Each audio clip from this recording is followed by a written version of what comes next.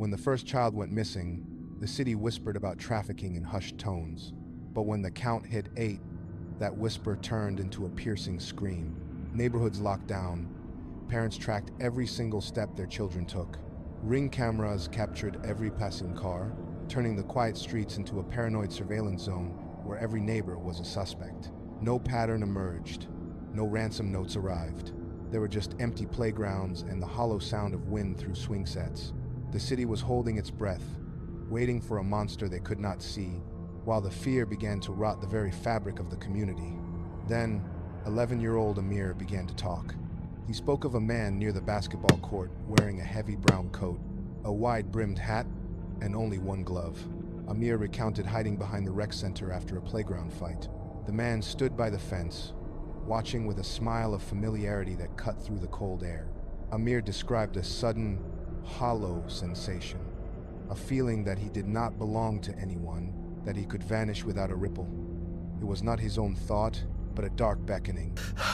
He ran until his lungs burned, but the man lingered in his memory like a stain that would not wash away.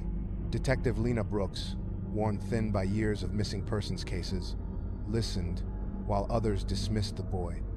She faced a daily barrage of desperate parents at her door, their grief hardening into sharp accusations. Lena began to cross-reference the disappearances with a new lens. She found the link. Every child had experienced a moment of profound isolation, a public humiliation, or a brief abandonment just hours before vanishing. Lena dug into the archives until she pulled a yellowed clipping from the 70s. A serial killer from Baltimore, dead in a prison fire decades ago. The photo showed the man in the brown coat, the hat, and the missing glove. Then came the candlelight vigil. The city gathered in a sea of flickering flames and weeping faces. Amir stood near Lena, his small hand trembling. Suddenly, he stiffened. His gaze locked onto the opposite side of the street. Under the harsh, buzzing glare of a bus stop light stood the man. He was motionless, his hat pulled low, watching the children with a predatory stillness. Lena bolted, her boots slammed against the asphalt, the sound echoing in the silence of the grieving crowd. She reached the bus stop, her hand reaching for her holster, but the streetlights flickered. A sudden, sharp strobe of darkness fractured the world. In that half-second of strobe, the man's face appeared twisted, as if the skin had melted away in a furnace, eyes glowing with the heat of a prison fire. The lights stabilized with a hum. The man was gone. There was no footprint, no scent of smoke, only the cold night air.